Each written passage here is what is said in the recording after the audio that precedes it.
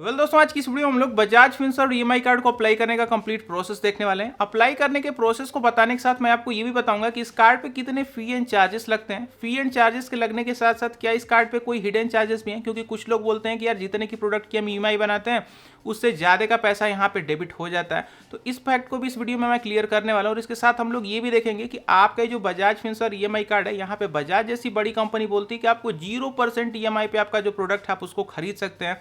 तो यार आजकल की दुनिया में कोई चीज़ फ्री तो मिलती नहीं है, तो आखिर बजाज जैसी बड़ी कंपनी जीरो कॉस्ट ईएमआई पे कैसे आपको शॉपिंग करने का मौका दे रही है, ये फैक्ट भी इस वीडियो में मैं क्लियर करने वाला हूँ।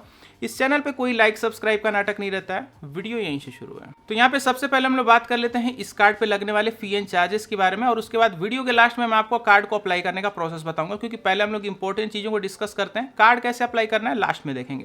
तो जो सबसे पहला आपको कार्ड के ऊपर आपको ओपन चार्ज है, जो कि आपको ऑफिशियल वेबसाइट पे भी देखने को मिल जाएगा, 599 रुपीज़ आपको यहाँ पे देना है। वन टाइम ये चार्ज आपके ऊपर लगाया जाएगा जब भी इस कार्ड को आप बनवाएंगे। तो बनवाने के लिए आपको 599 यानी कि 599 रुपये जो पेमेंट है वो करना पड़ेगा। इसके साथ ही पहले साल का तो ये फीस हो गई कि जब भी आप कार्ड बनवा रहे हैं तो 599 रुपये आपको देना है। अगले साल से आपको 117 रुपये की, आप इसको एनुअल फ़ी कह लीजिए या फिर रिन्यूअल फ़ी कह लीजिए, आपको ये देना पड़ेगा। लेकिन आप इसको चाहें तो वेव ऑफ भी करा सकते हैं। अगर आपने एक साल के अंदर अंदर अपने इस बजाज ईएमआई कार्ड से अगर आपने कोई भी शॉपिंग कर ली, तो ये जो आपसे 170 रुपये की फीस लग रही है ना, रिन्यूअल फी या एनुअल फी जो भी बोल लीजिए, ये आपके ऊपर नहीं लगाई जाएगी। तो ये डिपेंड आप पे करता है कि आप शॉपिंग करेंगे तो अच्छी बात, और नहीं करेंगे तो 117 रुपये आपको देना पड़ेगा। अब यहाँ पे बात कर लेते हैं कुछ ऐसे चार्जेस के बारे में जिनका नॉर्मली आपको पता नहीं चलता है, लेकिन जब अपना प्रोडक्ट आप खरीद लेते हैं ना, उसके बाद आपको पता चलता है कि आपके ऊपर चार्जेस जो हैं वो लग गए हैं।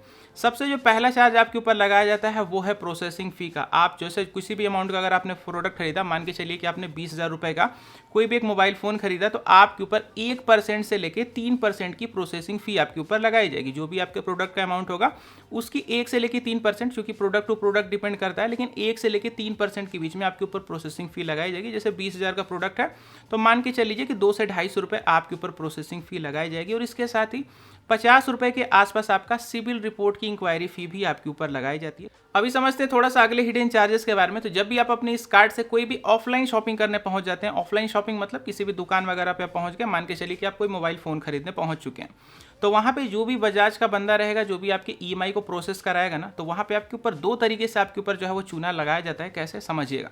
सबसे पहली चीज़ तो आपको बोलेंगे कि आप अपने उस प्रोडक्ट का इंश्योरेंस करा लीजिए, क्योंकि आपका जो प्रोडक्ट है अगर वो टूट फूट गया तो आप उसकी ईएमआई नहीं भरेंगे। तो आपको लोग बोलेंगे प्रोडक्ट का इंश्योरेंस कराने के लिए, या फिर आपको बोलेंगे कि आप हेल्दी रहेंगे तभी तो प्रोडक्ट की ईएमआई भरेंगे, तो आपको वहाँ पे आपका हेल्थ इंश्योरेंस भी आपको देने की कोशिश की जाएगी। मतलब घुमा फिरा के आपको कोई ना कोई एक इंश्योरेंस प्लान बेचने की कोशिश की जाएगी, जिसको आपको सीधे सीधे मना कर देना है कि भाई मुझे कोई भी health insurance, life insurance, product insurance कुछ भी प्लान नहीं चाहिए। और यही अगर आप लेते हैं तो आपके ऊपर एक्स्ट्रा चार्ज लग जाते हैं। और इसी में जो दूसरा पॉइंट है, वो लोग आपको ये भी कन्विंस करेंगे कि आपको आपका अमाउंट एक साथ नहीं देना है, आपकी ईएमआई के ही अमाउंट में 50-100 रुपये और बढ़ जाएगा, आपका हेल्थ इंश्योरेंस भी हो जाएगा या फिर प्रोडक्ट का इंश्योरेंस हो जाएगा। तो आपको मेक श्योर करके इस चीज़ का ध्यान देना है।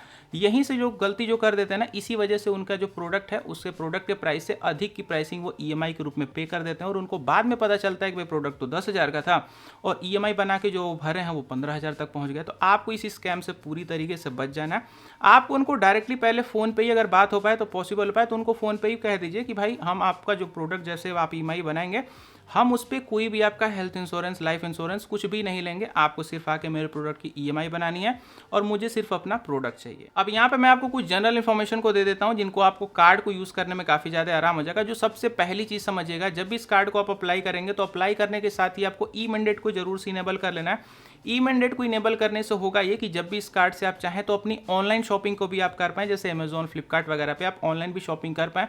अगर आप ई मैंडेट को इनेबल नहीं करेंगे तो भाई आपको पहली बार जो शॉपिंग है वो ऑफलाइन जा करके करनी पड़ेगी, तभी आपका जो ई मैंडेट है वो चालू हो पाएगा। तो अगर आप इस चक्कर से बचना चाहते हो तो अप्लाई करने के प्रोसेस में ही आपको ई मैंडेट भी कर लेना है। मैं आपको करके भी आगे दिखाने वाला हूँ। दूसरी जो चीज़ आपको ध्यान में रखनी है, जब भी इस कार्ड को आप बनवाएंगे तो आप इस कार्ड का सीवीवी खोजने लग जाएंगे कि सीवीवी नंबर कहाँ है। जैसे क्रेडिट कार्ड, एटीएम कार्ड का सीवीवी नंबर होता है, इस कार्ड का कोई भी सीवीवी नंबर नहीं होता है, तो उसको आपको खोजने की जरूरत बिल्कुल भी नहीं है। और तीसरी और सबसे इंपॉर्टेंट चीज़, जब भी इस कार्ड को आप बनवा लेंगे ना, तो ये कार्ड जो है बिल्कुल इंस्टेंट चालू हो जाता है, लेकिन ऑफलाइन शॉपिंग के लिए। जी हाँ दोस्तों, जैसे आपने इस कार्ड को बनवाया, आप इस कार्ड से ऑफलाइन शॉपिंग यानी किसी भी दुकान पे जाके आप शॉपिंग को कर सकते हैं, लेकिन ऑनलाइन शॉपिंग करने के लिए यहाँ पे आपको 7 वर्किंग डेज रुकना पड़ता है। जैसे ई मैंडेट आप अपना इनेबल करेंगे, 7 वर्किंग डेज आपके डॉक्यूमेंट वगैरह को प्रोसेस होने में लग जाते हैं। तो आप 7 वर्किंग डेज के बाद ही अपनी ऑनलाइन शॉपिंग को कर सकते हैं। हालांकि आप चाहते हैं बिल्कुल इंस्टेंट शॉपिंग करना, ऑफलाइन शॉप वगैरह पे जाके आप बड़े ही आराम से शॉपिंग कर सकते हैं। आइए अब चलिए हम लोग फाइनली इस कार्ड के अप्लाई करने के कंप्लीट प्रोसेस को देखते हैं। तो यहाँ पे सबसे पहले आपको यहाँ पे बजाज फिनसर्व की सीएमआई कार्ड को अप्लाई करने वाले पेज तक चले आना है। यहाँ तक पहुंचने का बिल्कुल डायरेक्ट लिंक मैंने इसी वीडियो के नीचे डिस्क्रिप्शन बॉक्स और पिन कमेंट दोनों जगह दे रखा है। जैसे आप वहाँ पे क्लिक करेंगे डायरेक्ट यहीं पे पहुंच जाएंगे। यहाँ पे आपको दिखा भी दिया जाएगा कि आपको यहाँ पे अप टू 3 लाख की जो लिमिट है वो देखने को मिल जाएगी। हालांकि डिपेंड करता है कि आपका सिविल वगैरह कितना है, उस बेसिस पे लिमिट थोड़ी ऊपर नीचे हो जाती है। हालांकि अगर आपको कम भी लिमिट मिलती है ना, तो जैसे जैसे आप कार्ड को यूज करेंगे ना, आपकी जो लिमिट है वो बढ़ती चली जाती है। तो कोई भी पैनिक मारने की जरूरत नहीं है। आइए अप्लाई हम लोग करते हैं। सबसे पहले यहाँ पे आपको अपने नीचे मोबाइल नंबर लिख करके आपको यहाँ पे गेट इट नाउ पे क्लिक कर देना है। जैसे आप ऐसा करेंगे ना, अभी आपने जो मोबाइल नंबर दिया होगा उस पर एक ओटीपी आएगा। सिंपली ओटीपी को फिल करके नीचे सबमिट करिएगा। अब आपके सामने यहाँ पे बोला जाएगा कि आप अपना फुल नेम इंटर करिए। अब अपना फुल नेम आप वही इंटर करिएगा जो कि आपके पैन कार्ड पे होगा, ताकि आपकी जो बेसिक डिटेल है वो ऑटोमेटिकली फेच की जा सके। तो सिंपली यहाँ पे नेम को फिल करके ऑटो फिल जो डिटेल है ना, ऑप्शनल वाला, इसको ऐसे ही इनेबल रहने दीजिएगा। इससे आपकी जो डिटेल है ना वो ऑटो फिल हो जाएगी, आपको भरना नहीं पड़ेगा। तो सिंपली इसको इनेबल रहने दीजिएगा। और जैसे आप फुल नेम लिख के नीचे प्रोसीड पे क्लिक करेंगे, आप देखेंगे आपकी जो बेसिक डिटेल है वो ऑटोमेटिकली फिल होकर के आ गई है। एक बार वेरीफाई हो लीजिएगा कि आप ही की डिटेल है और बिल्कुल ठीक ठाक है। नीचे आपसे पूछा जाएगा कि आप क्या करते हैं, सैलरीड है कि सेल्फ एम्प्लॉयड है। अगर आप सैलरीड होंगे तो उसको सेलेक्ट कर लीजिएगा, या फिर अगर आप सैलरी वगैरह नहीं लेते होंगे, यानी कि आप सैलरीड नहीं है, तो आप सेल्फ एम्प्लॉयड सेलेक्ट कर लीजिएगा। कोई दिक्कत की बात नहीं, क्योंकि यहाँ पे अगर आप कुछ भी नहीं करते हैं तो ऐसा तो कोई ऑप्शन है ही नहीं। तो आप सिंपल सा सेल्फ एम्प्लॉयड यहाँ पे सेलेक्ट कर सकते हैं। नीचे आपसे आपका जेंडर पूछा जाएगा कि आप क्या है, मेल हैं कि फीमेल हैं।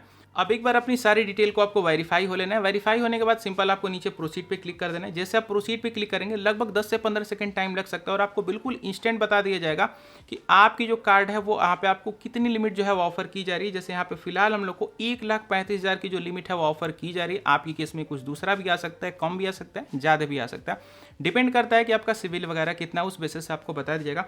अब आपको यहाँ पे प्रोसीड फॉर वेरिफिकेशन पे क्लिक करना है, ताकि इस कार्ड को लेने का जो प्रोसेस है वो शुरू हो सके। सिंपल इस पे क्लिक करिएगा। अब आपको यहाँ पे आपका एड्रेस दिखाया जाएगा। हालांकि एड्रेस आपका लगभग सही ही आता है, लेकिन अगर आप चाहते हो इस एड्रेस को चेंज करना, तो यहाँ पे आप अपडेट एड्रेस पे क्लिक करके अपना एड्रेस चेंज कर सकते हैं। अगर आपका एड्रेस सही हो तो कुछ भी करने की जरूरत नहीं है। नीचे कन्फर्म पे क्लिक कर दीजिएगा। बस एक बार वेरीफाई हो लीजिएगा कि आपकी सारी डिटेल बिल्कुल सही होनी चाहिए। तो जैसे आप कन्फर्म पे क्लिक करेंगे ना, अब इस पेज पर थोड़ा सा कुछ चीज़ों को बिल्कुल ध्यान से सुन लीजिएगा। सबसे ऊपर आपको दिखा दिया जा रहा है कि आपकी कार्ड की कितनी लिमिट है, तो 1,35,000 लिमिट है। नीचे आप देखेंगे फर्स्ट ट्रांजेक्शन लिमिट, यानी कि इस कार्ड से जब आप पहली बार ट्रांजेक्शन करेंगे तो आप मैक्सिमम 50,000 रुपये तक का ही कर सकते हैं। बेसिकली ये फर्स्ट टाइम की जो लिमिट है वो लगाई जाती है। आपके कार्ड पे कुछ अलग भी आ सकती है। अगर आपके कार्ड की लिमिट 1 लाख है तो यहाँ पे फर्स्ट ट्रांजेक्शन लिमिट हो सकता है 30 से 35,000 रखी जाए, यानी कि आप पहली बार इतने तक का ही ट्रांजेक्शन कर सकते हैं। उसके बाद आप अपनी पूरी लिमिट को यूज़ कर सकते हैं। इसके बाद सबसे इंपॉर्टेंट पॉइंट, इस कार्ड की फीस मैंने आपको वीडियो के स्टार्टिंग में बताया था ना कि आपको 599 रुपीज़ पे करना है। तो इसी फी को यहाँ पे ज़रूर से मिला लीजिएगा। अगर आपको 599 से एक भी रुपये कम का पेमेंट करने के लिए बोला जाता है तो आपको उस पेमेंट को नहीं करना है, क्योंकि खुश होकर बहुत सारे लोग क्या करते हैं, अगर 400 का पेमेंट दिखता है ना तो वो खुश हो जाते हैं कि चलो चलो पैसा बचा। तो वो पेमेंट किसी दूसरे चीज़ का होता है। यहाँ पर भी इंश्योरेंस वगैरह के प्लान आ जाते हैं। तो आपको ये गलती नहीं करनी है। 599 से एक भी रुपये कम या फिर एक भी रुपये ज़्यादा का आपको पेमेंट नहीं करना है, नहीं तो आपका कार्ड ही नहीं बनेगा और जो आप पेमेंट करेंगे वो भी फाल्स हो जाएगी। अब आपको यहाँ पे सारी चीज़ एक बार देख लीजिएगा और उसके बाद आपको नीचे प्रोसीड फॉर पेमेंट पे एक बार क्लिक कर देना है। अब आपसे पूछा जाएगा कि आप अपना पेमेंट कैसे करना चाहते हैं। तो यहाँ पे आपको पेमेंट के बहुत सारे ऑप्शन देखने को मिल जाएंगे। मैं आपको रिकमेंड करूँगा और ये लोग भी आपको रिकमेंड करेंगे कि भाई आप UPI से अपना पेमेंट कर लीजिए, जैसे फ़ोनपे, गूगल पे, पेटीएम, आप जैसे चाहे वैसे अपना पेमेंट कर सकते हैं।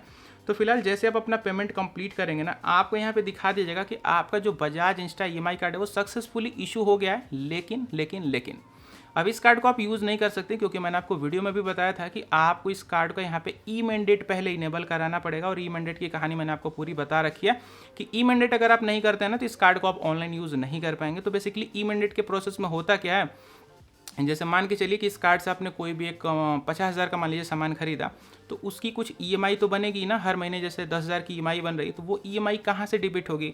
आप दौड़ के तो बजाज के ऑफिस में जाएंगे नहीं जमा करने, तो वो EMI आपके बैंक अकाउंट से डेबिट होगी। बेसिकली अपने बैंक अकाउंट से इसको ऐड करना पड़ता है, ताकि उसी बैंक अकाउंट से आपकी जो EMI है वो डेबिट हो जाए। और इसी को बोलते हैं यहाँ पे ई मैंडेट का प्रोसेस। तो यहाँ पे अब आइए हम लोग ई मैंडेट के प्रोसेस को करते हैं। तो यहाँ पे आप देख लीजिए कार्ड वगैरह का नंबर भी आपको शो कर जाएगा। व्यू पे क्लिक करेंगे ना तो आपको कार्ड का नंबर वगैरह भी दिख जाएगा।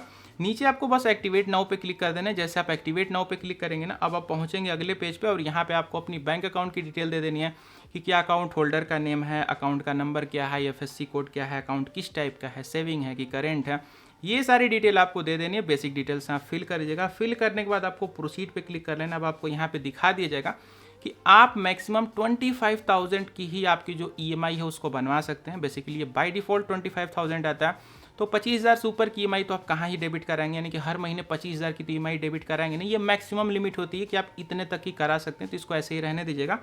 थोड़ा सा आपको स्वाइप डाउन करके नीचे जाना है। यहाँ पे आपको एक टर्म्स एंड कंडीशन वाला बॉक्स दिखेगा। सिंपली आपको इस पर क्लिक करके नीचे जनरेट OTP पे क्लिक कर देना है। अभी इस बॉक्स में आपको अपना OTP फिल करके नीचे यहाँ पे वैलिडेट OTP पे क्लिक कर देना है। अब आप देखेंगे आपके सामने एक पेज निकल करके आएगा और यहाँ पे आपको बता दीजिएगा कि आपका जो ई मैंडेट है वो सक्सेस हो गया है। लेकिन यहाँ पे ये पेज ना ऐसे ही लगभग 10 से 15 सेकंड तक रुका रह सकता है, तो आपको बिल्कुल पैनिक नहीं मारना, इसी पेज पे ऐसे ही बने रहना है। और आप उसके बाद देखेंगे आप एक अगले पेज पर रीडायरेक्ट होंगे और आपको दिखा दिया जाएगा कि आपका जो बजाज का जो इंस्टा EMI कार्ड है वो सक्सेसफुली एक्टिवेट हो गया है। कार्ड का नंबर वगैरह भी आप यहाँ से चाहें तो देख सकते हैं। इस कार्ड को आपको मैनेज कैसे करना है वो मैंने आपको वीडियो के स्टार्टिंग में भी बताया था कि इनकी एक ऐप आती है, यहाँ पे मैं स्क्रीनशॉट भी लगा दूंगा। आप इसी ऐप से इस कार्ड को मैनेज वगैरह कर सकते हैं। तो सो वेल दोस्तों, यही था टोटल सिनेरियो आपके बजाज इंस्टा EMI कार्ड के फी एंड चार्जेस से लेके अप्लाई करने के कंप्लीट प्रोसेस तक का। वीडियो आपको कैसे लगी कमेंट करके जरूर बताइएगा। मन में कोई डाउट उठ के आ रहा होगा तो कमेंट करके पूछ लीजिएगा। मिलूंगा अगली वीडियो में।